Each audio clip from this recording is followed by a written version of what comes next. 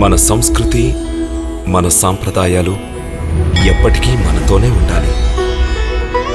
భారతదేశపు మహా గ్రంథాలు కావ్యాల సంపూర్ణ సంకలనం. సబ్స్క్రైబ్ చేయండి Tilak. A wide range of LED lights for indoor and outdoor use. GR Lights make India bright.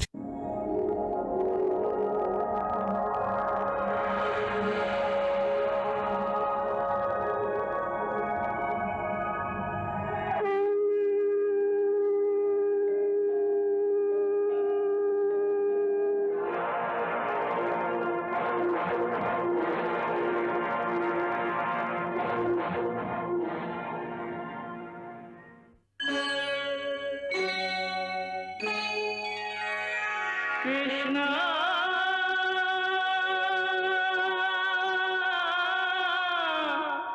Krishna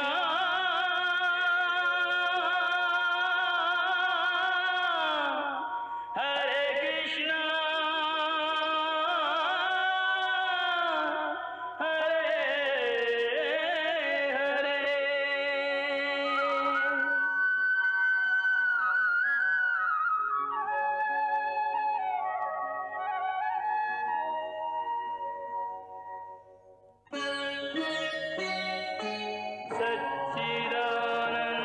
सच्चिदानन्दरूपाय विश्वोत्पत्त्यादिहेतवे तापत्रयविनाशाय श्रीकृष्णाय वयं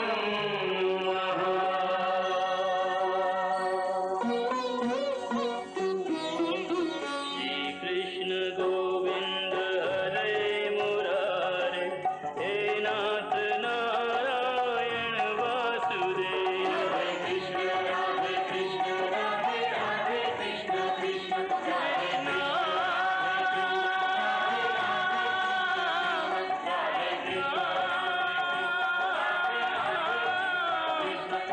राधे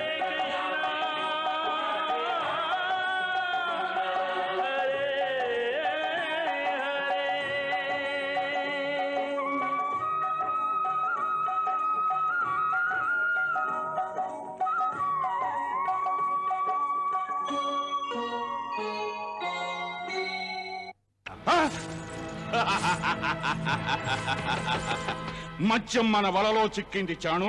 మత్యం వచ్చి మన వలలో చిక్కింది. నగరంలో అడుగు పెట్టగానే అతని జీవితాన్ని సమాప్తం చెయ్యాలి. క్షమించాలి మహారాజా, అలా చేయటం బుద్ధిమంతుల లక్షణం కాదు. ఎందుకు? అందుకు కారణాలున్నాయి. ఏం కారణాలున్నాయి? మొదటిది, నగరమంతా ఈ వార్త వ్యాపించిపోయింది. అక్రూరుని వెంట కృష్ణుడు ఉత్సవాన్ని చూడటానికి మధురకొస్తున్నాడని. గోకుల వాసులు ఇక్కడికి పాలమ్మటానికి వస్తుంటారు. వారే ఈ సమాచారాన్ని జనులకు తెలియజేస్తుంటారు. ఎలా తెలిసిందో మరొక్క విషయం కూడా జనులకు తెలిసింది. కృష్ణుడు నందుని పుత్రుడు కాడని, దేవకి యొక్క అష్టమ పుత్రుడని. ఎప్పుడైతే ఈ సమాచారం అందిందో జనుల్లో ఒక వినూత్న చైతన్యం కలిగింది. చైతన్యం? ఏమిటా చైతన్యం?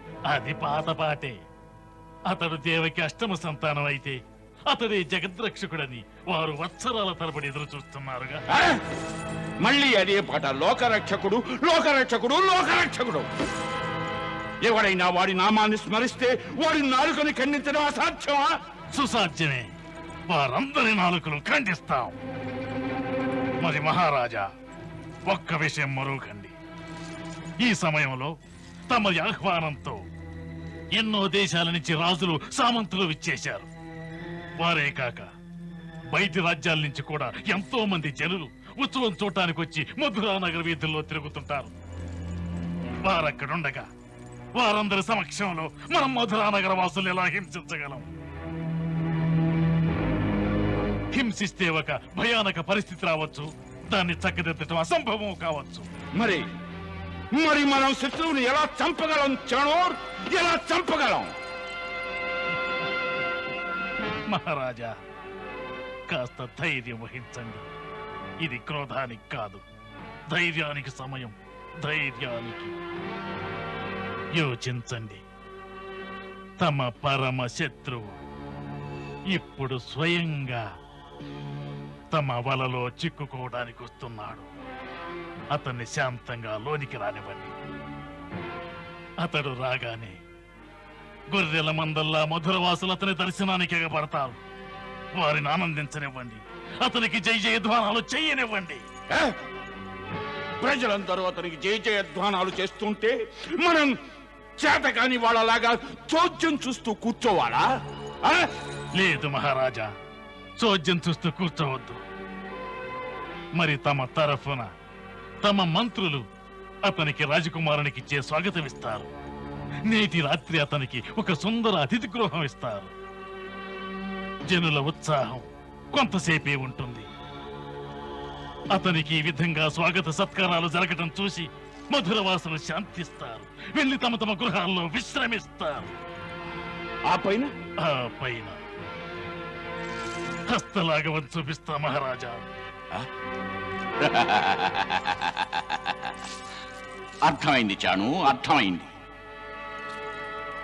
అంధకారం అలుముకోగానే అతను అతిథి గృహంలోనే అంతమై తీరుతాడు. పాత పాటే మహారాజా. మన వద్ద ఎన్నో ఎన్నో ఉపాయాలున్నాయి. వాటితో పట్టపగలే ప్రజలందరి సమక్షంలో ఈ హత్యాకాండ పూర్తవుతుంది. ఎవ్వరికీ మీ మీద అనుమానం కలగదు. అదెలా? మొదటిది, పట్టపుటేనుగు కువలయ పీడకు నేటి రాత్రంతా మధువు త్రాగించి మత్తెక్కేలా చేయాలి.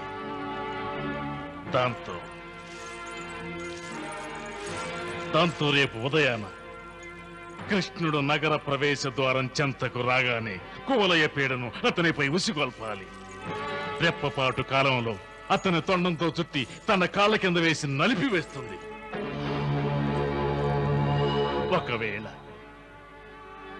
ఒకవేళ అక్కడ తప్పించుకుపోయినా రంగశాల దగ్గర తమరి మల్లులున్నారు.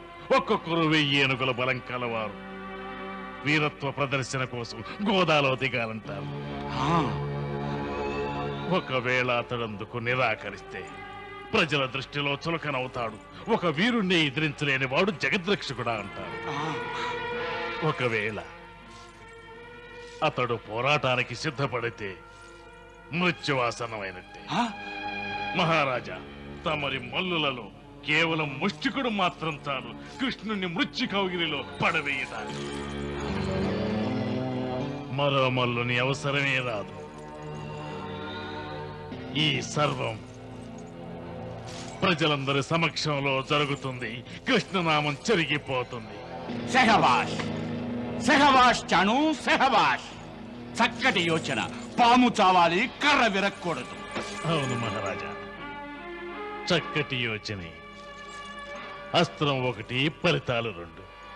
మొదటి ఫలితం, ఏ శత్రువు వల్ల తమరు భయభీతులవుతున్నారో వాడు మరణిస్తాడు. ఇక రెండవ ఫలితం, ప్రజల సమక్షంలో కృష్ణుడు మరణించగానే ఇన్ని సంవత్సరాలుగా వారి మనసులలో పెంచుకున్న జగద్రక్షకుడన్న విశ్వాసం కృష్ణునితో పాటు అంతరిస్తుంది. ఉత్తమం, అత్యుత్తమం.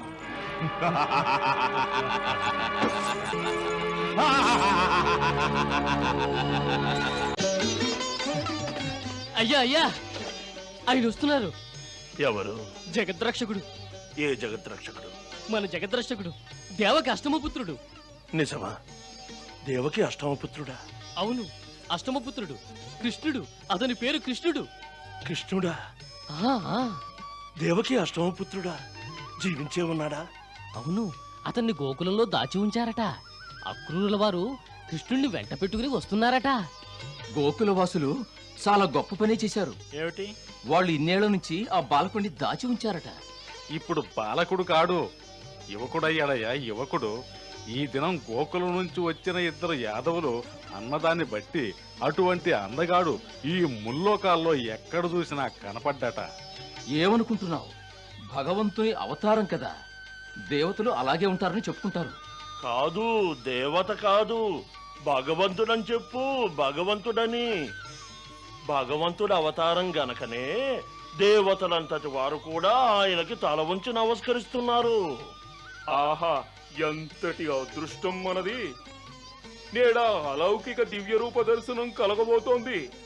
అది తలుచుకుంటేనే నా ఒళ్ళంతా పరవశించిపోతోంది. ఇక చాలు, అమ్మకాలు లేవు, దుకాణం మూసివేస్తున్నాను. ఎందుకు? నేడు మన జగద్రక్షకుడు వస్తున్నాడు. అతని దర్శనార్థం నగర కూడలికి వెళ్తున్నాను. అతని రథం అక్కడి నుంచే బయలుదేరుతుందట. దీని వెలంత? పైకం రేపివ్వచ్చులే, ఇక నాకు సమయం చాలదు. రే బాబు, అయ్యా, త్వరగా వస్తువులన్నీ లోపల పెట్టు, దుకాణం కట్టేద్దాం. ఏమిటి, దర్శనం కోసం అందరూ ఇక్కడికి వచ్చి నిలబడిపోయారా? పుష్పాల కోసం ఎవరైనా ఏర్పాటు చేశారా లేదా? కృష్ణ ఇటు వస్తుండగా మనం పుష్పాలతో స్వాగతం ఇవ్వాలి.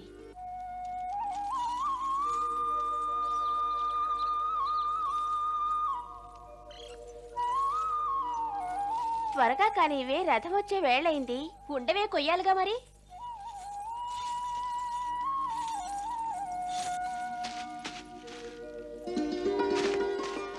అరే రే రే రే రే, ఏమిటమ్మా ఇది? పువ్వులన్నీ కోసేస్తున్నారే. మీకు తెలుసు కదా, ఇది మహారాజు కంసుల వారి తోటని. ఇక్కడ పువ్వులు కోయకూడదమ్మా. ఎవరి తోటైనా మాకు అనవసరం. మమ్మల్ని పువ్వులు కోయకుండా నేడు ఎవరూ అడ్డుకోలేరు. అది చూస్తాను. ఇప్పుడే సైనికులను పిలుస్తాను. పిలువు పిలువు, నీకు తెలియదనుకుంటా. మహారాజు సైనికులకు ఎవరూ భయపడరు. నేడు మా జగద్రక్షకుడు వస్తున్నాడు. ఎవరు వస్తున్నారు? మా జగద్రక్షకుడు. జగద్రక్షకుడా? ఆ అవును, అతని పేరు కృష్ణయ్య. కృష్ణుడు? కృష్ణ వస్తున్నాడా? అవునవును, కృష్ణయ్య వస్తున్నాడు. ఏమి, ఇతను మహారాజుడు కంసుడి తోటమాలి కదా, ఎలా తెలుస్తుంది కృష్ణ ఎవరో జగద్రక్షకుడు ఎవరో? ఏమి, త్వరగా రండి, సైనికులు పిలుస్తాడేమో.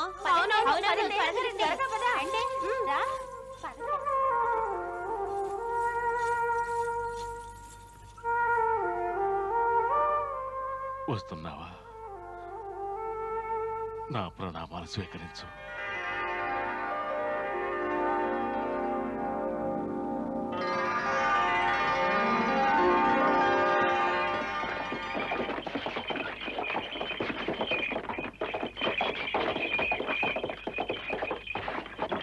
అటు చూడండి, ఆ కనిపించేదే మధురానగర ప్రవేశ ద్వారం. ఆహా, ఎంత పవిత్ర నగరం, ఎంత దివ్యస్థానం. అవును, అక్రూరుల వారు, ఈ నగరంలో మధురన పేరుగల రాక్షసుడు జన్మించాడు. అతడు శివుని పరమ భక్తుడు. అందుకే అతని పేరుతో ఇది మొదట మధురగాను తరువాత మధురా నగరంగాను కీర్తి గడించింది. వాస్తవానికి ఈ పవిత్ర ధరిత్రి భక్తరాజు ధ్రువుని తపోభూమి.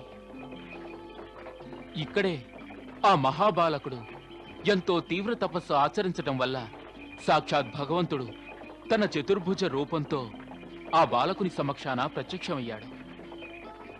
అందుచేతే ఈ ధరిత్రిలోని ప్రత్యణువు ఆధ్యాత్మిక భావనతో నిండి ఉంది. అయోధ్య, అవంతిక, మాయాపురి, కాశీ వంటి అత్యున్నత పుణ్యక్షేత్రములలో ఈ మధుర కూడా ఒకటి. అందుకే ఈ పవిత్ర ధరిత్రికి ప్రణామం చెయ్యండి.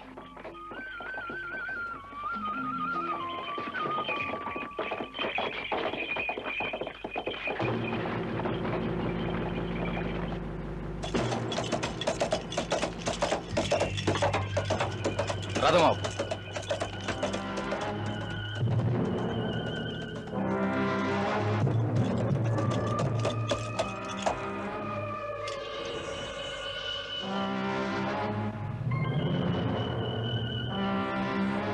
మధురాధీశుల తరఫున రాజకుమారులు కృష్ణులకు స్వాగతం. మహారాజుల ఆజ్ఞానుసారం ప్రత్యేక అతిథి గృహమందు రాజకుమారులకు విడిది ఏర్పాట్లు గావించాం.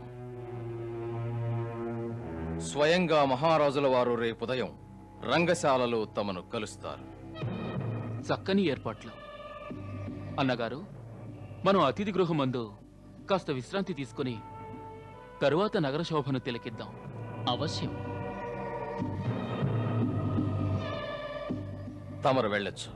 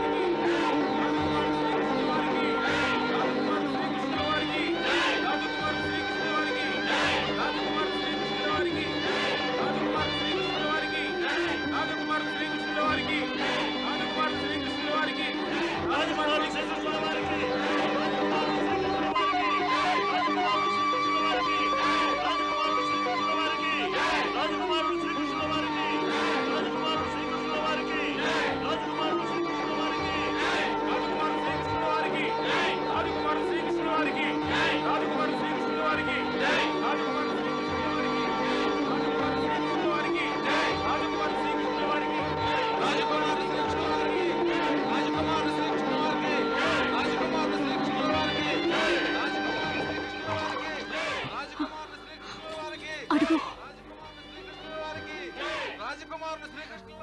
వస్తున్నాడు, మన కృష్ణే వస్తున్నాడు.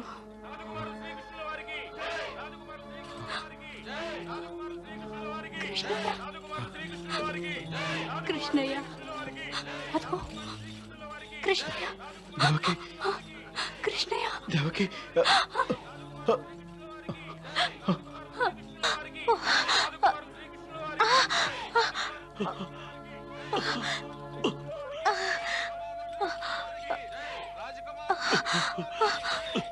ఏమిటి దేవకి పిచ్చి పని చేస్తున్నావు? పిచ్చి పని కాదు, ఒక్కసారి అతన్ని కళ్ళారా చూసుకునే ప్రయత్నం చేస్తున్నాను. పుట్టినప్పటి నుంచి వాడి మొహం కూడా చూడలేదు. ఇప్పుడు వాడు కంసుడి దగ్గరికి వెళ్తున్నాడు. అతడు ఏం చేస్తాడో.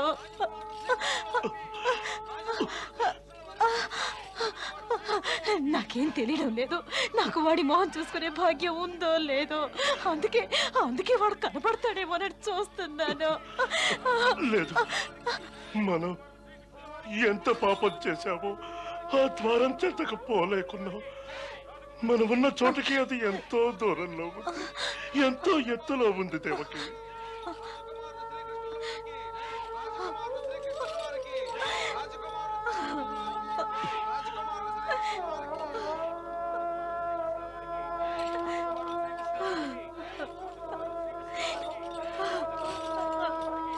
భగవంతుడా,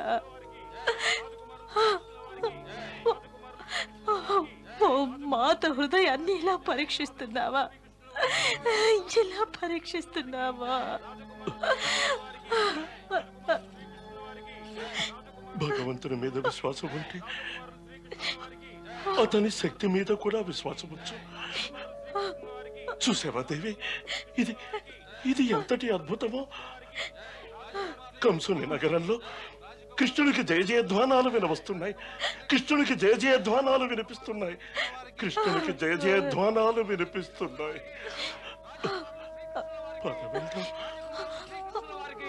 రాజకుమారులు శ్రీకృష్ణుల వారికి, రాజకుమారులు శ్రీకృష్ణుల వారికి, రాజకుమారులు శ్రీకృష్ణుల వారికి, రాజకుమారులు శ్రీకృష్ణుల వారికి, రాజకుమారులు శ్రీకృష్ణుల వారికి, రాజకుమారులు శ్రీకృష్ణుల వారికి, రాజకుమారులు శ్రీకృష్ణుల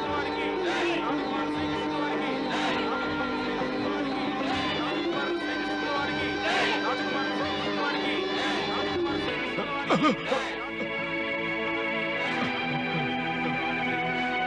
సారథి ఆగు.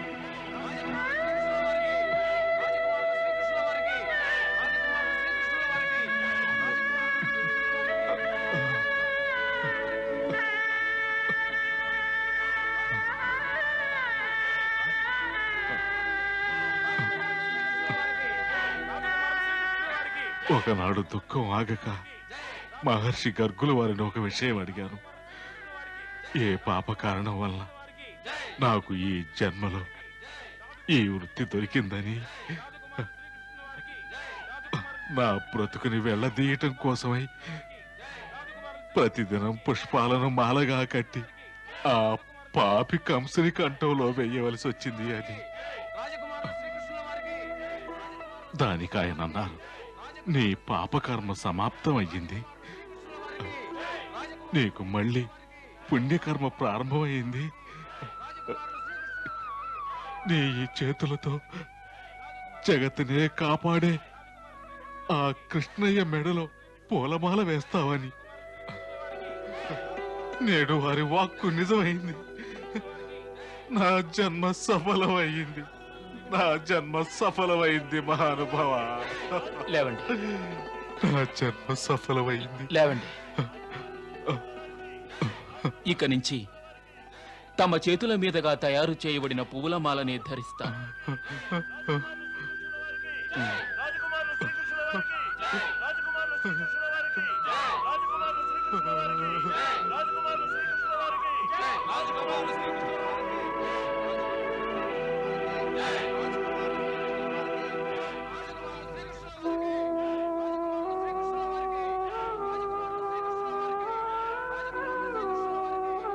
సారథి పోనీ.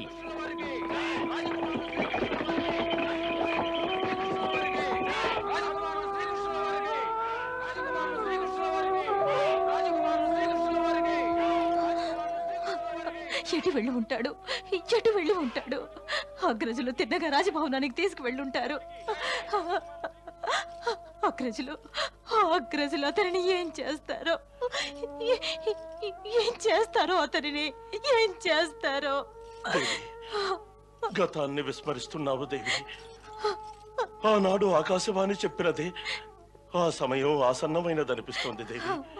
అవును దేవి, చింత అనే అంధకారం నుంచి బయటపడు.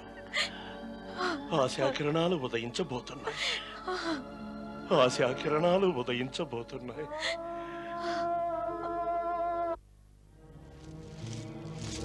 అందువల్ల తమకు ఏదైనా కావలసి ఉంటే సంకోచించకండి. నలుదిశలా సేవకులు సిద్ధంగా ఉంటారు. మహారాజు గారికి మా యొక్క ధన్యవాదాలు తెలియజేయండి. ఆహా, చక్కగా ఉన్నాయి ఈ ఏర్పాట్లన్నీ. కంసుడేదో ఎత్తు వేస్తున్నాడని సందేహంగా ఉంది. ప్రస్తుతం అవసరం లేదు, అవసరమైతే పిలిపిస్తాను. ఆజ్ఞ. దండాల స్వామి.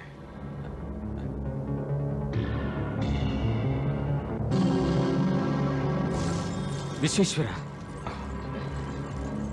మన వాళ్ళు ఇంకెవరైనా ఉన్నారా? ఇంకా ఇద్దరున్నారు. విశాలుడు రాజుగారి తోటలో తోటమారిగా కుదిరాడు. మన నరోత్తముడు వంటశాలలో వంటవాడిగా చేరాడు. మంచి వార్త చెప్పావు. నరోత్తముడికి తెలియజేయి, వంటల్ని గమనిస్తున్నామను. వాళ్ళు ఏదైనా కలపొచ్చు. స్వామి, అందుకే అతను అక్కడ చేర్చాం. అన్నగారు, అక్రూర్ల వారు వారి పనిలో నిమగ్నులయ్యారు. పదండి, మనం వెళ్ళి రంగశాలను తిలకిద్దాం. ఉత్సవానికి ఏర్పాట్లు ఎలా చేశారో. తమరిద్దరే వెళ్తారా? ఆ, వద్దు, ఇప్పుడు అక్కడికి వెళ్ళకూడదు. అక్కడ దివ్యధనస్సు ఉంచబడింది. దానికి రేపు పూజలు చేస్తారు. ఇప్పుడు అక్కడ కంసుని సైనికులు గట్టిగా కాపలా కాస్తున్నారు. సైనికులు కాపలా ఉంటారా? ఉంటే మాకే. మేమిరువురం దూరం నుంచే తిలకిస్తాం. ఏమంటారు అక్రూర్ల వారు? వారికి తెలియజేయండి, మా గురించి చింత అవసరం లేదని. ఏమి చింతించవలసిన అవసరం లేదు. వీరి రక్షణ భారం మన మీద లేదు. ప్రస్తుతం మన రక్షణ భారం కూడా వారి మీదే ఉంది. ఇక వెళ్దామా? అలాగే.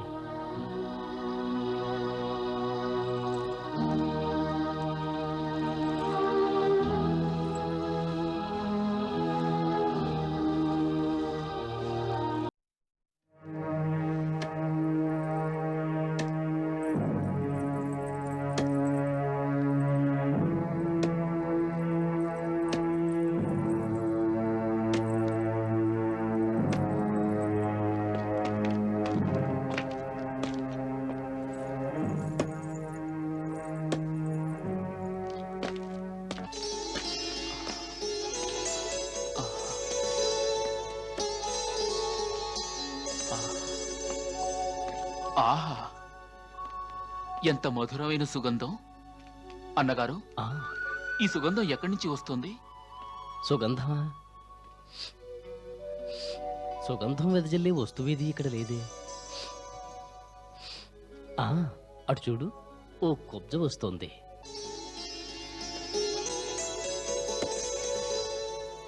ఒకవేళ ఈ పరిమళం ఆమె చెంత నుంచే వస్తోందేమో. ఏమిటి, ఆమె వద్ద నుంచా?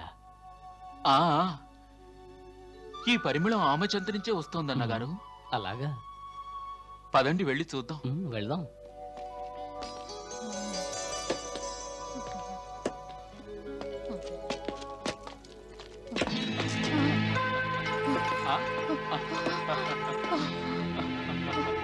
అడ్డులే, అడ్డులే, దారదులు.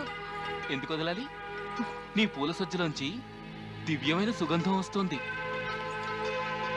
నువ్వందులో ఏం దాచావో చెప్పు. దానితో నీకు పని లేదు. అడ్డులే. సుందరి, నీకింత కోపం పనికిరాదు. నీవెవరు సుందరి? ఈ కోపంలో కూడా ఎంతో అందంగా ఉన్నావు. మాట్లాడేదేం సుందరి? ఎవరు నువ్వు?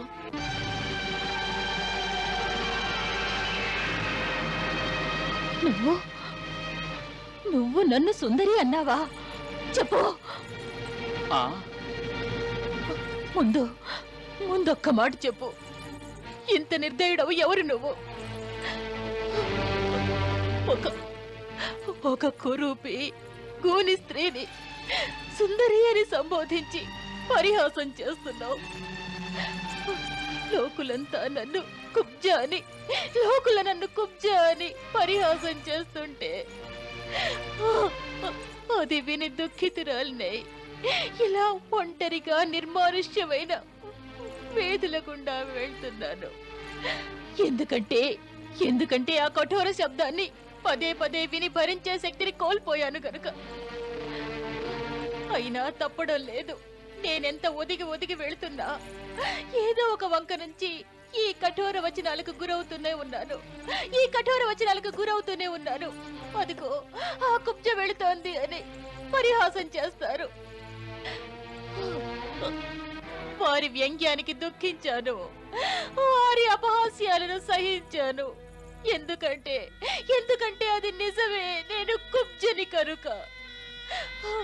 కానీ ఇటువంటి క్రూర అపహాస్యాన్ని ఇంతవరకు ఎవరూ చేయలేదు. నీవు నన్ను సుందరి అంటూ హేళన చేశావు.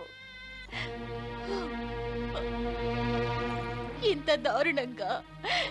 దారుణంగా నన్ను అవమానించే కన్నా కుబ్జా అనుంటే నేను సహించేదాన్ని, భరించేదాన్ని. కానీ ఇప్పుడు సుందరి అని పిలిచి నువ్వు నా మనసుని గాయపరిచావు. ఒక దుఃఖితురాలైన స్త్రీని ఇలా అపహాస్యం చేయడం భావ్యం కాదు. అలా చేస్తే ఆమె హృదయం తట్టుకోలేదు.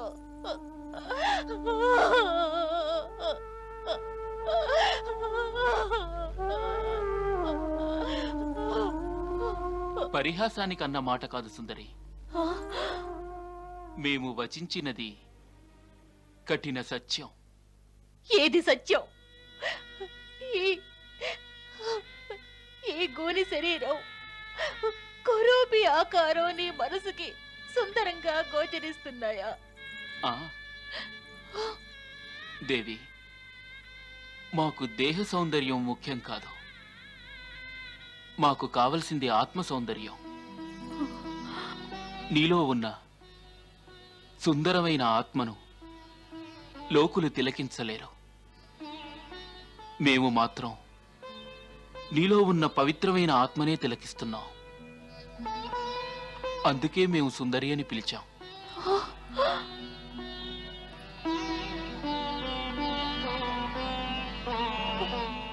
ఆత్మ సౌందర్యాన్ని ఎవరు చూస్తారు?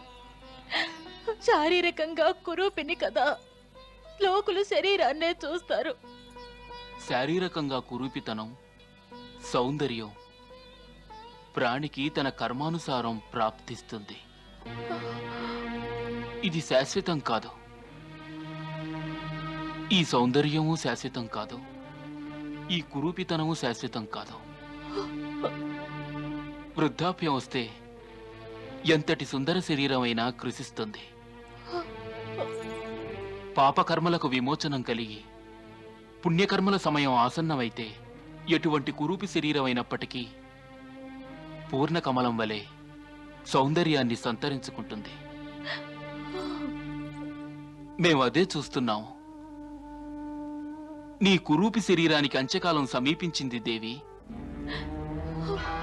ఏ శాప కారణంగా నీకీ కుబ్జ శరీరం ప్రాప్తించిందో ఆ శాపకాలం నీకు ముగిసిపోయింది. మమ్ము విశ్వసించు సుందరి. అలా పిలవకు. కాస్త కదలకుండా నిల్చో, నీవే నమ్ముతావు. అయ్యో, ఏమిటిది? ఏం చేస్తున్నావు?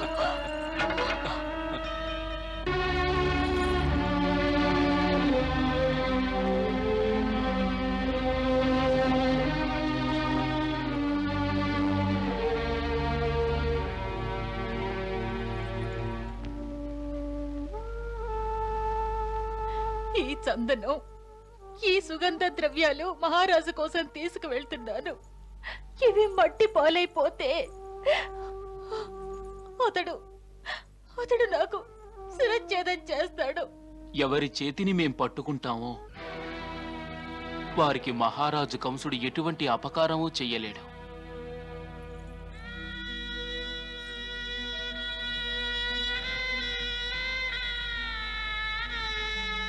మా మాటను విశ్వసించు సుందరి.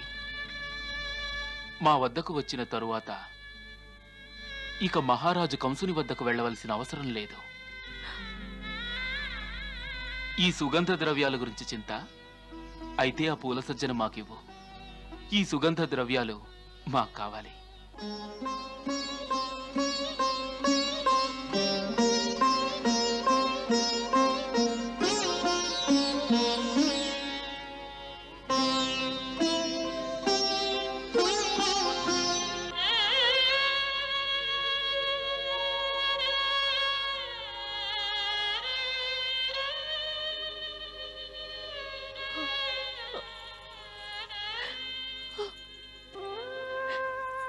ఎవరు నువ్వు? ఎవరు నువ్వు? నిన్ను చూస్తుంటే నాకెందుకో నా జీవితమంతా ఈ సుగంధ ద్రవ్యాలు నీకోసమే తయారు చేస్తున్నాననిపిస్తోంది. అంతరాంతరాల్లో ఎన్నో జన్మలుగా నీకోసమే వేచి ఉన్నానని తోస్తున్నది. అదే నిజం. ఎన్నో జన్మలుగా నీవు మాతో అనుబంధాన్ని పెంచుకుంటూ వస్తున్నావు. ఇప్పుడు మేము అందుకే వచ్చాం.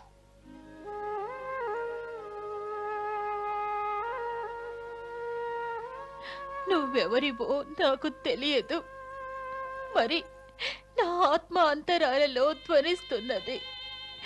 ఈ చందనం, ఈ సుగంధ ద్రవ్యాలేమిటే పిచ్చిదానా? నీ జీవితం సర్వస్వం ఇతని పాదాలకు సమర్పించు. ఇతనే నీ సర్వస్వం అని నా హృదయం ఘోషిస్తున్నది. తీసుకో ప్రభు, నా సర్వస్వం నీదే, తీసుకో. లేదు లేదు, నేనిలా ఇవ్వను. నా ఆశ తీరా స్వయంగా నా చేతులతో నీ శరీరానికి ఈ సుగంధ ద్రవ్యాలను లేపనం చేస్తాను. ఏ విధంగా నేటి వరకు ఆ పాపిష్టి వారి శరీరానికి లేపనం చేశానో అదే విధంగా నేడు నీ శరీరాన్ని ఈ ద్రవ్యాలతో సుగంధ భరితం చేస్తాను. రా ప్రభు, నా కుటీరానికి వెళదాం. రా, ఈ తీరురాలికి నీ సేవ చేసే అవకాశాన్ని కలిగించు.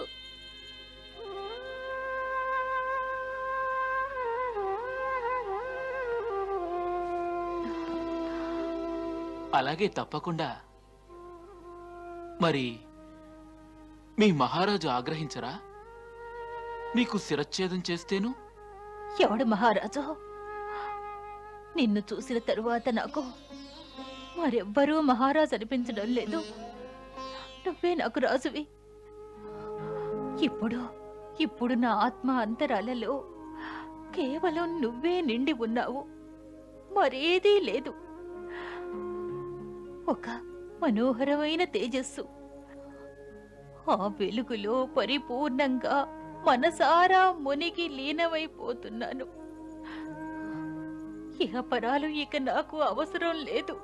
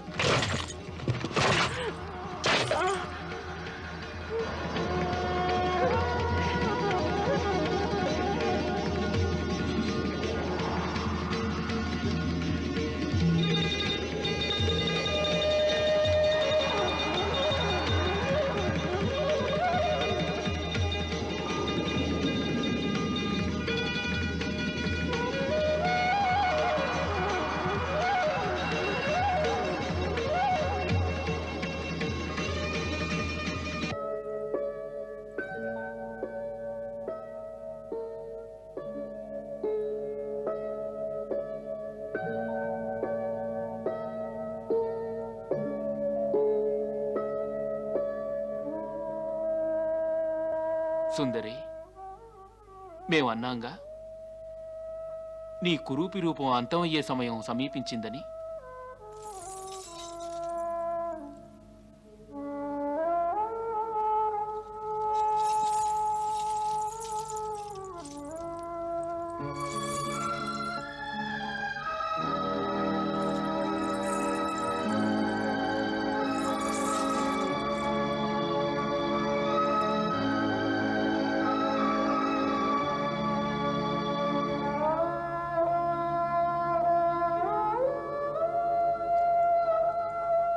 కోరుకో, నీకేం కావాలి?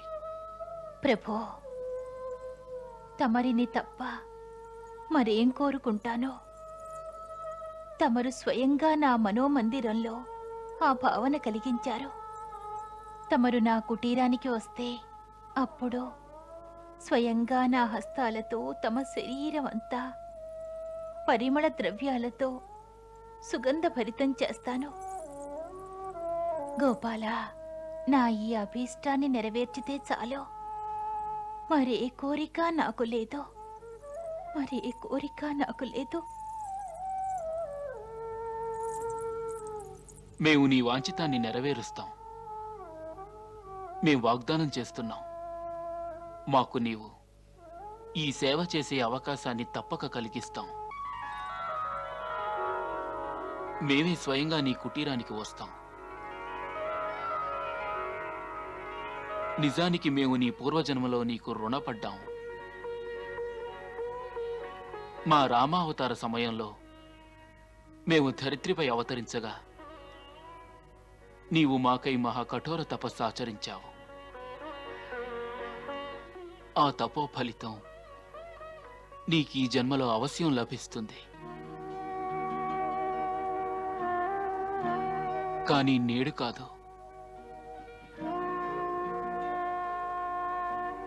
నేడు కాకున్ననో బాధలేదు. ఇప్పటి వరకు ఎన్నో జన్మలుగా మీకోసం నిరీక్షించాను. ఇప్పుడు ఈ జన్మలో కూడా తమ పాద స్పర్శ కోసం నా కుటీరంలో తప్పక నిరీక్షిస్తాను.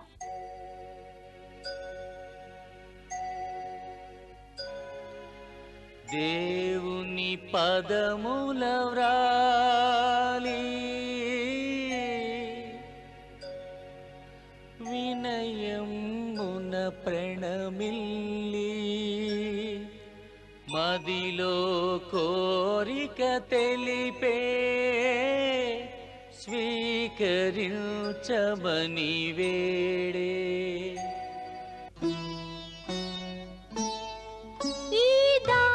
కరుణించలేవా, నీ స్పర్శతో లాలించు దేవా. కలిగేను వికృత రూపం నిన్ను కనినంత కలిగే ఆనందం ఈ దాసిని కరుణించలేవా నీ స్పర్శతో లాలించు దేవా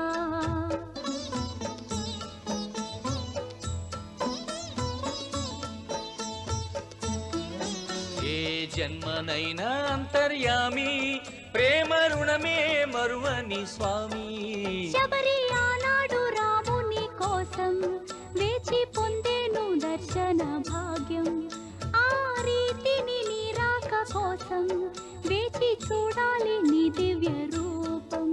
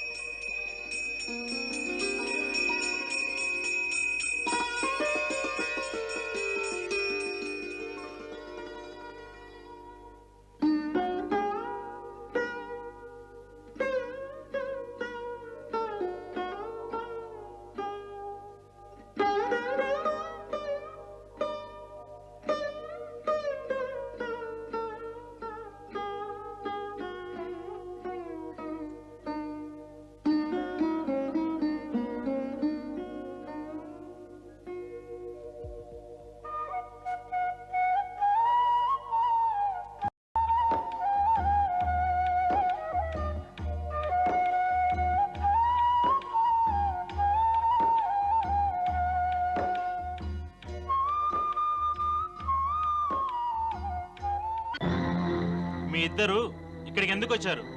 మేము శివభగవాన్ని దర్శించుకోవడానికి వచ్చాం. వెళ్ళండి వెళ్ళండి, బయట నుంచే దర్శించుకోండి. లోనికి రావడానికి అనుమతి లేదు. లోపలికి వచ్చేసాం కదా, భగవంతుని చరణాలను తాకనివ్వండి.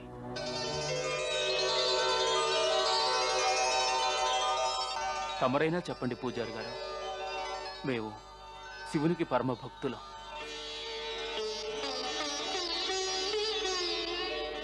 ఎలాగో వచ్చేశారుగా, ప్రణామం చేసుకోని.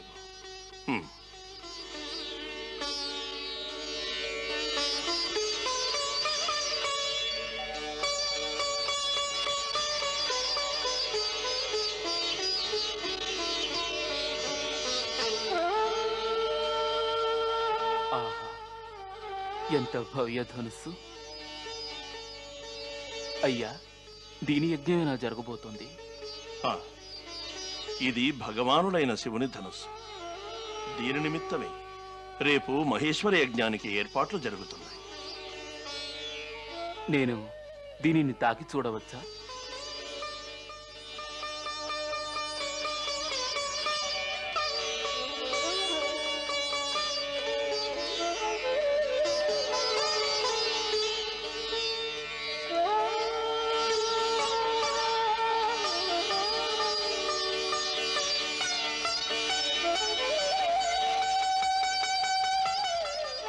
దీనిని నేను ఎత్తి చూడనా? నీవెత్తగలవా? యత్నించి చూస్తాను. బాలక, దీనిని పైకెత్తడం సాధ్యం కాని పని. నేడు ప్రపంచంలో ఎవ్వరు దీనిని పైకెత్తి నారి సారించగలవారు లేరు. నాకు తమరు అనుజ్ఞ ఇస్తే ఈ ధనుసును ఎత్తడానికి యత్నిస్తాను. అలాగే ప్రయత్నించు. కృష్ణ